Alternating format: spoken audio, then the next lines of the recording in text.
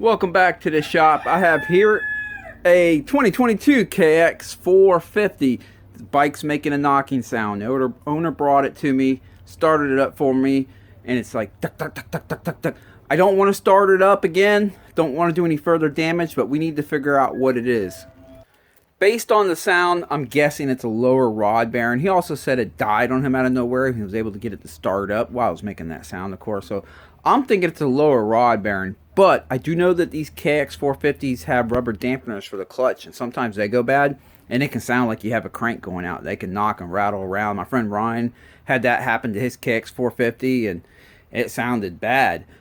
So it could be that, but I need to figure out which one it is before I start ripping into the motors. First thing I'm going to do is take out the oil filter, and let's see if there's any metal shavings on it.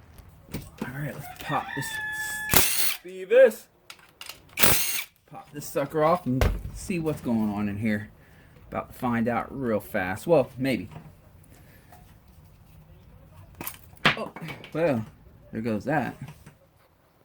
Okay.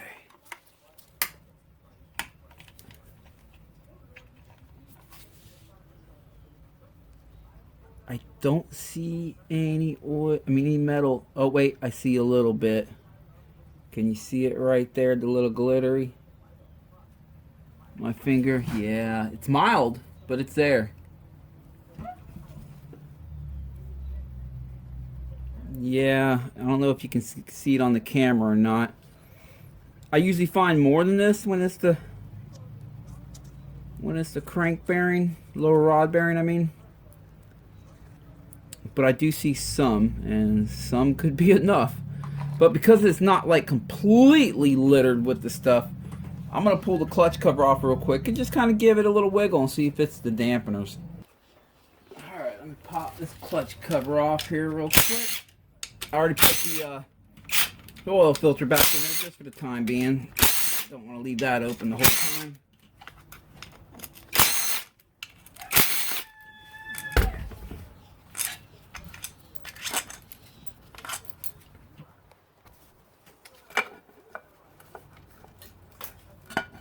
Alrighty, here we go.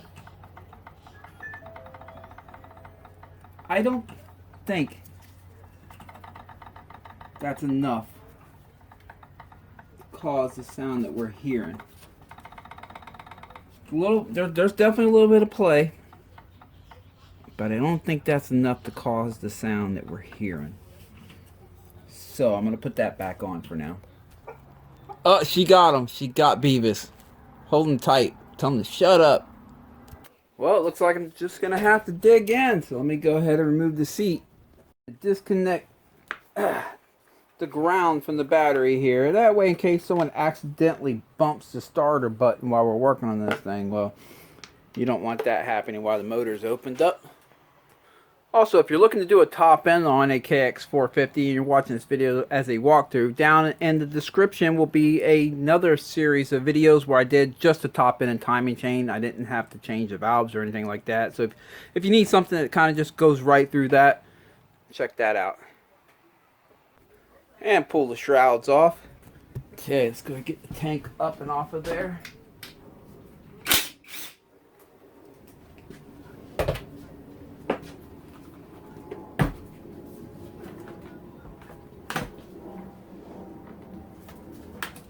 Gotta disconnect the electrical wire here for the fuel pump. Where's my small flathead at? There it is. They have it hooked up to these little clips going around the frame there.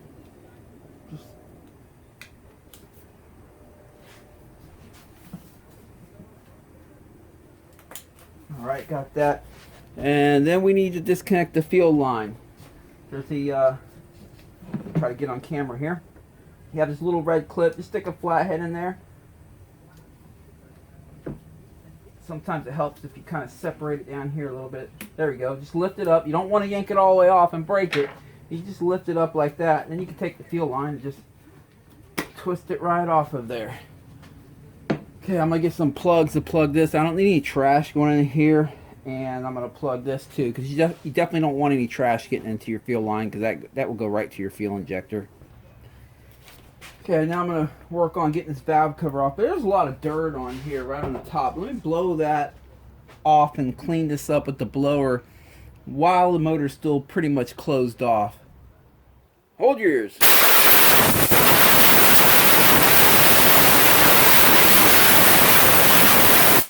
There we go. Alright, where were we? Want to get the valve cover off. Obviously, it needs to come off. We're going to pull the top end, but I'm curious just by the way it sounded. I mean, it could be just like a bad tensioner and the timing chain's all loose and clanking around. So I'm curious to get this thing off. Oh, it's going to make me earn it. There we go. Whew. All right.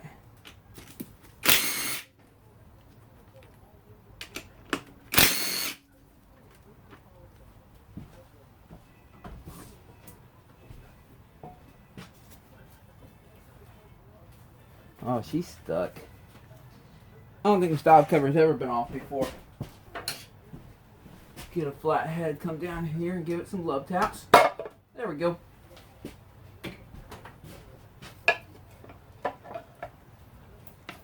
These can be a tight fit getting out. Let me loosen up this right here. Might give me a little more room.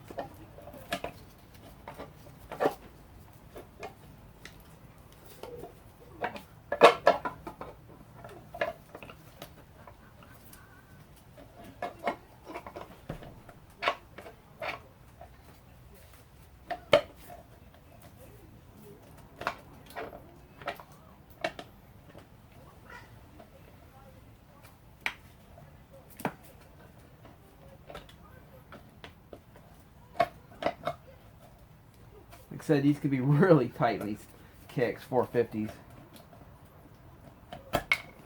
But, grab that. Put that back there for now. It's almost off. And that thing just fell in there on the floor anyway. Holy cow, we got it. Whew. Alright, let me find that sealing washer. Okay, so the timing chain feels good and tight, so we're okay there. Just looking around up here a little bit. Let me verify the cam timing. Just gonna pop these suckers off.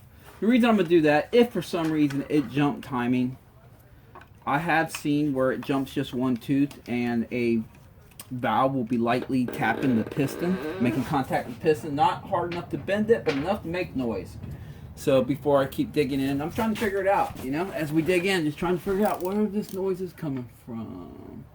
Okay, I'm gonna look down here at the stator. I'll show you once I get it all positioned.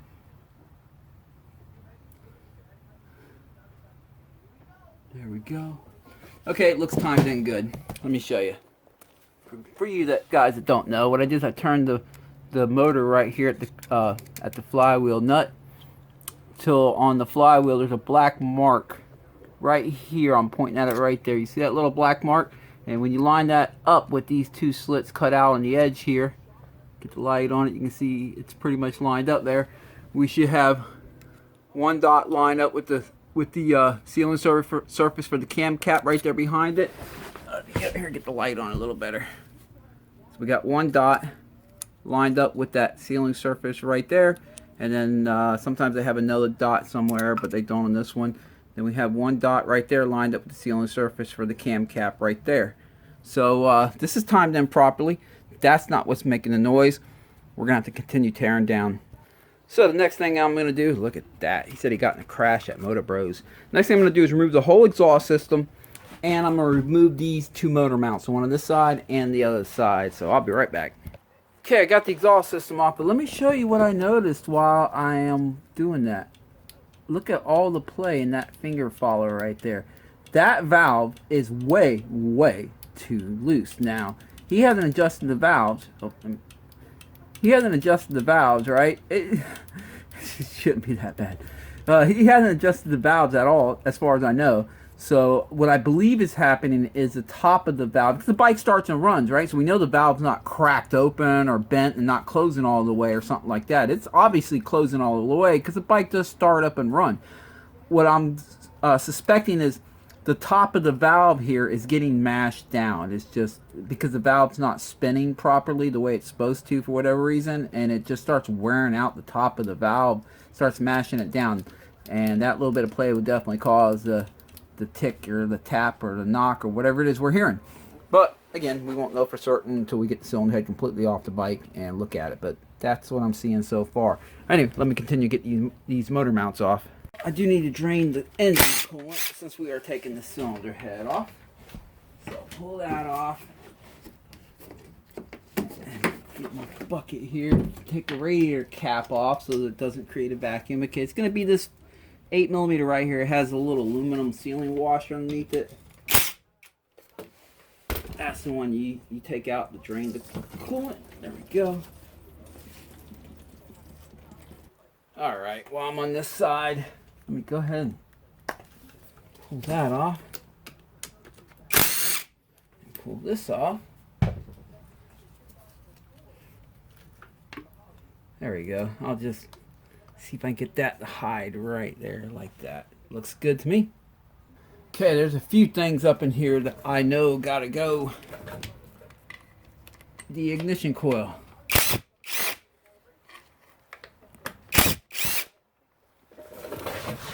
Let me get a magnet.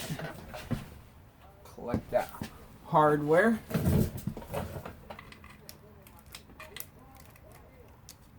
There we go. When we go to put that back on, I need to remember that both of them have a little ground strap.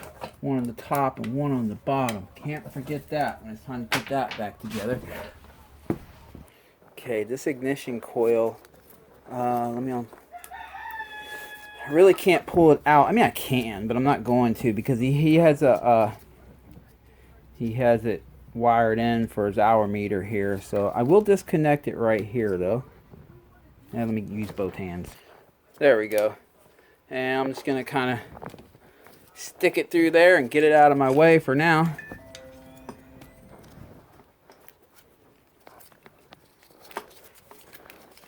Again, I need two hands. I'll be right back. And lastly, we have the tip over sensor and another ground strap on it, on the 8mm for that. It's going to be a little bit of a tight fit here.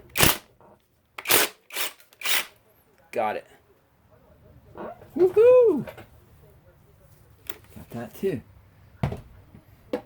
That tip over sensor sits really tight up against the head and just kind of makes it hard to get the head off, but there's that. I'll just hang it over here. Where's my flat head? Open that up right there. Pull these wires off the head. Okay. See if I can just wedge that up here for now. There we go. It's looking good enough at least. Okay, I'm going to say the next thing is let's just go ahead and get the cam caps off of there. Actually, I need to get the tensioner off first. Which means I need to get the throttle body out of the way first. So, okay. Alright, how should I do this? Let's see. As you know, there's more than one way to skin a cat. Okay, I'm going to take out the top subframe bolts there. Just the top ones. And I'm going to see if I can swivel the subframe back down to pull the throttle body off the head. Let's see. Okay, top subframe bolts are out. One on the left and one on the right. Let me squeeze up in here on the throttle body. Right down here, you got that Allen for the clamp that holds it on to the intake boot. I'm just going to loosen that up. Alright, slide the camera back. Wish me luck, guys. Hopefully this works. Grab a pry bar. Subframe's nice and loose. I'm going to pry. Try to find somewhere safe to pry that's metal. I'm not finding anything on this side. Let's see over here. I can do it right there. There it is. Doesn't take much.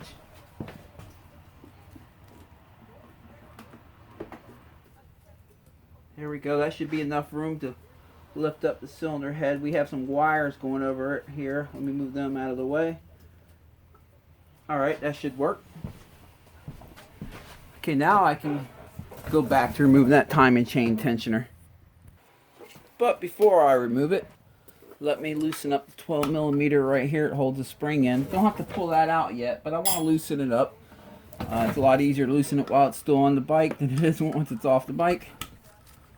And then I'm going to remove these two 8 millimeters. That one I'm just going to have to use a regular wrench. Alright, I'm just working this hardware off here. Okay, almost got it. Twisting out my finger here. There we go. Well, he's about due for a timing chain. Yeah, I think we're going to do a timing chain while we're doing all this. Yeah, we're going to do a timing chain. Alright, time to pop off the cam cap. Did you hear that one? That one didn't even sound tight.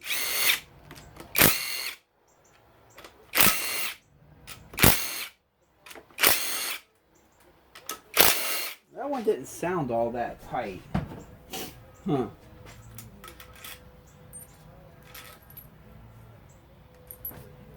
Pull these out. Uh-oh, drop that one. There it is. I see it. I see it. Magnet. Gotta have one of these. Okay, I'm gonna pop that cam cap up off there gently.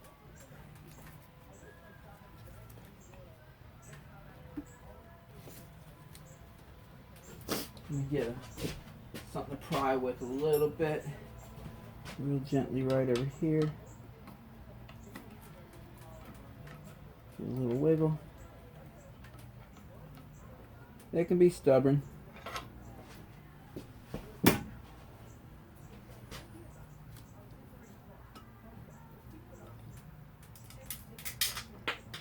Great. What was that just fell? I heard it fall. What was it? Let's go look. Got it. One of the dowel pins that go in this thing. All right. Gotta keep your ears open for that stuff. Let me go and pull the other one out just so this doesn't cause us any problems.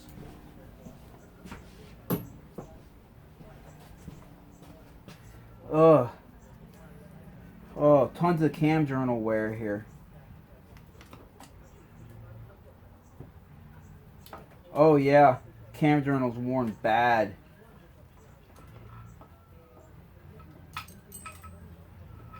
It's not good at all. I think it's gonna need a new cylinder head. Look at this. It's gonna need a cylinder head and an intake cam. Bummer. I don't know what caused this, but we're gonna keep digging and we're gonna try to figure it out. Because one thing just to fix something, but yeah, you want to do your best to try to figure out what caused it so it doesn't happen again. Okay, before I take out the 4-cylinder head bolts, so let me go ahead and get that Allen out right there. Okay, 4-cylinder head bolts, here we go. I broke out the big Ooga Dooga. Hold up, stretch that. Almost forgot these little half moon shaped things here. That go right where the cam bearing's at. Want to collect them real quick. There we go. Don't need that vibrating loose and falling down in the bottom of the motor. And yeah. All right, there we go.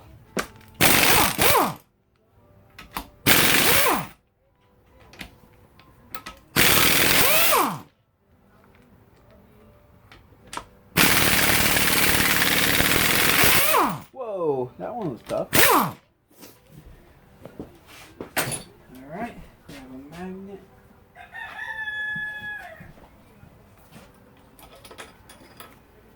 We're about to be pulling this head off. This is gonna need a new cylinder head and a new camshaft. That's what it's looking like, unfortunately. Now I don't. Now I'm changing my story here. My guesstimate of what it was. I was guessing it would be a valve that was mashing down, but now nope. I think something went south here, and that 1/8 millimeter was loose. That could have just been from heat. When this camera journal starts going bad like this, the extra heat can just make bolts kind of come loose like that. Who knows, or it just became loose and caused it. I don't know yet, but we got to keep digging in. Okay, I should be able to pull the head off now. I have the subframe cocked back a little bit with the throttle body off of the intake boot. So I believe everything is disconnected from the head. Nope. There's one more Allen way up in here. Just noticed that. Almost forgot about it. So let me get that one. It's where you pretty much need Allen sockets. Allen keys are not going to work for stuff like this.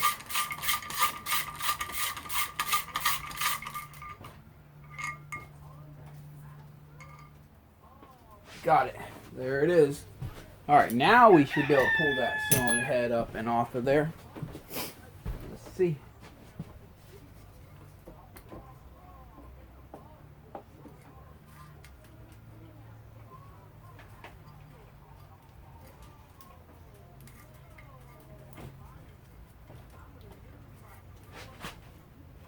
Feels like something is kind of holding on to it. Maybe not. I don't like forcing anything. Alright, I know what it is. It's the timing chain. The timing chain is down at the very bottom, and it's holding the guides.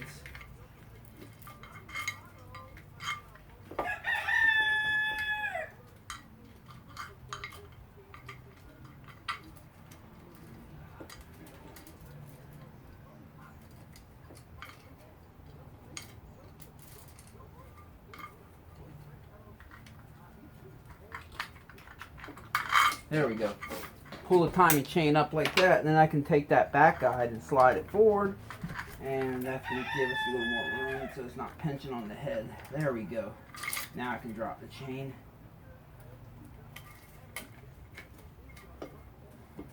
And you just got to kind of try to figure out a way you can wiggle it out. Cylinder head is out of there. Well, the piston looks good for the most part. Let's go ahead and pull the cylinder. Before we look at the cylinder head, I know we're all dying to look at that. I want to check the crank. It's going to get a new piston. You go this far, you might as well put a new piston in it. I'm pretty sure it's due for a top end. Anyway, need to check the crank. So let me peel off the head gasket.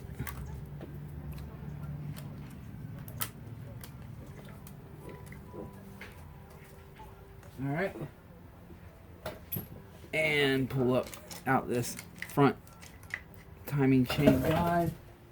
Okay, the back one is bolted down in there, so we can't pull that one out. And easy does it here.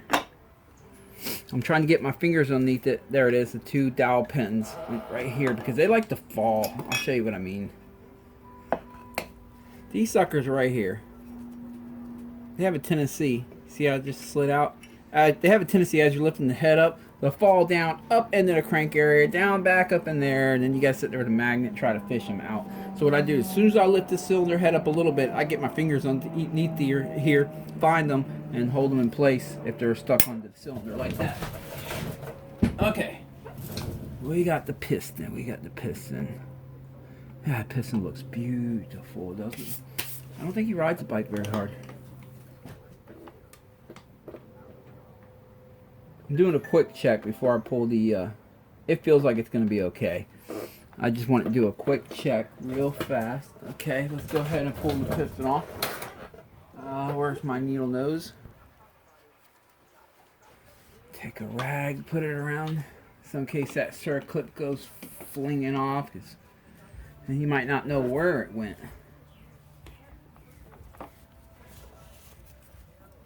Alright, let's see if I can grab it.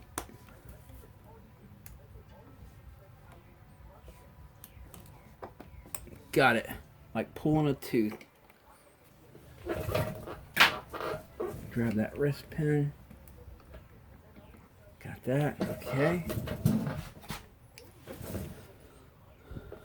The piston looks great. Very good condition. He's kept his air filters clean. Typically, if you see scratches above the compression ring, that's from trash and dirt that's gotten through your air filter, which I'm seeing like none. And if you see scratches below the compression ring, like this one right here, this one scratch, that's usually from engine trash, transmission trash, just metal that's broken. Shut it off your transmission and stuff. And it happens, you know, eventually it gets caught by your filter, but before then, sometimes it just finds its way up there first. Nothing you can really do about that. All right, let me take the gloves off. I want to feel this rod. Because remember, we did find what looked like some metal in the oil filter. Very mild, but it was there. Wait. Oh, that's just it sliding left and right. Okay, that was scary.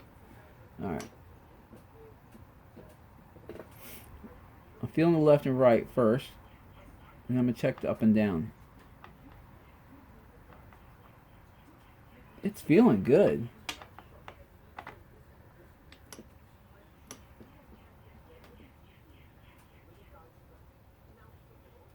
I'm going to say it's in good shape. Yeah, the bottom end appears to be in good shape, so looks like we're just looking at cylinder head damage, really.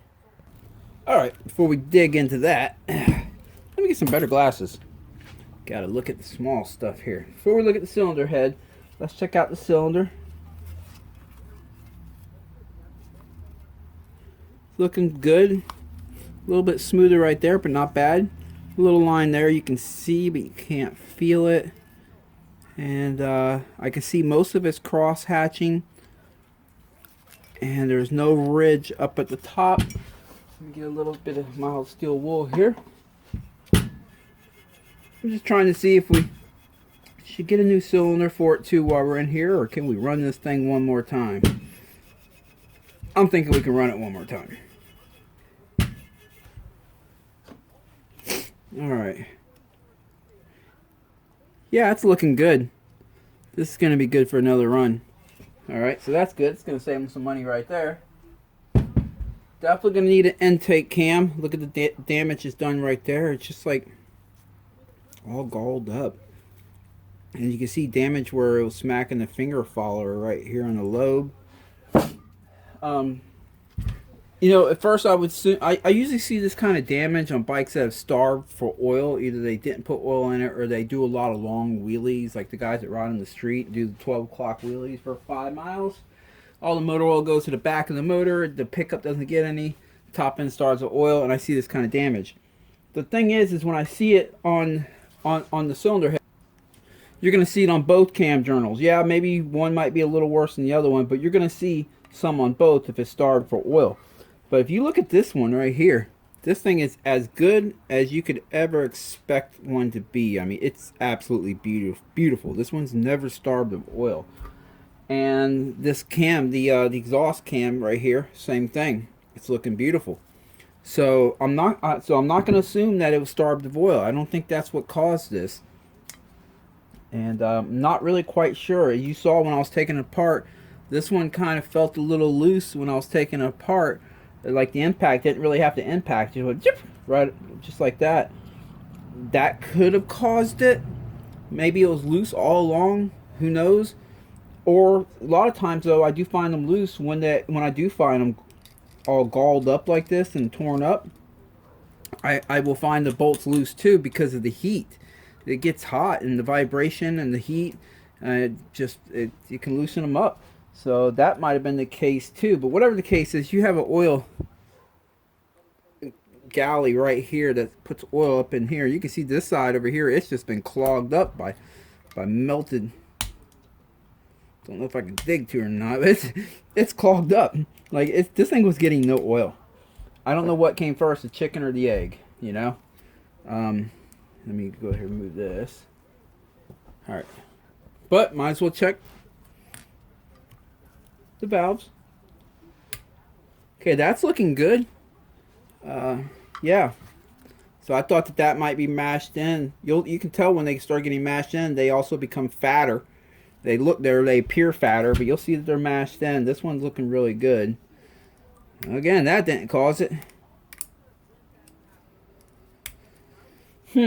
I mean, sometimes some things you just can't explain. Sometimes you just got to fix it and never really figure out what caused it and just hope it doesn't happen again. And this might be one of them situations where I don't really know what caused this at all. So we're going to need new finger followers. Unfortunately, we're going to need a new cylinder head. And these finger followers for the intake side. The valves I think are going to be okay. All the valves, intake and exhaust, I think they're going to be okay to move over to the next cylinder head. Obviously we'll be checking them when we go to pull them out. And it's going to need a new intake camshaft. We're going to get a new piston kit for it. And a timing chain. That timing chain was about due. And the piston's done well, so that's good news. But yeah, that's where we're at. Okay, got the motor covered up down there and gonna go order all the parts as soon as they come in. We'll be doing a part 2 where we put the cylinder head together. Talk to the owner, he wants to go ahead and put some new valves in it, intake and exhaust, which I think is a good idea, into that new cylinder head, as well as some valve springs. I think that's a good idea too. And then obviously we're gonna be ordering piston, intake cam, timing chain, all that. So stay tuned for part 2 where I put all that together, put it back on this bike, and get her up and running again. Oh, also check down in the description for part 2 of this video. If it's not available yet, it'll just say coming soon. Check back later. But if it's already uploaded, there'll be a link to part 2 right there. This weekend, I'm going to be taking out the YZ125, but I'm going to be going out to Bone Valley. There's not a lot of jumps there or anything like that. It's pretty much more of a beginner type place, I guess you can say. But the reason being is because last week at 74MX, I overjumped one of the tables way in the back and landed in a set of rockers that they have on the straightaway way out there. I mean, I just way overjumped it. And I did the toe mac where you land on the ball of your foot, you know, and then you just overextend. Yeah, my calf is hurting. I pulled the muscle right away. I've been having a hard time kind of walking all week long. I'm able to walk now, going on, today's Friday. I'm walking, but I can still feel it. It's still a little bit swollen. So I'm just going to go out to Bone Valley, roll around, let my wife ride, and just hang out for the day. Let this calf heal up a little bit better. So I hope to see some of you guys out there. And if not, wherever you're riding this weekend, I hope you guys get a great weekend of riding in. Appreciate you watching this video. If you like this kind of stuff, you know what to do. Click subscribe. Stay tuned for the next video. And have a great weekend. Oh, enjoy Supercross Saturday night. Some good racing. Catch you next time.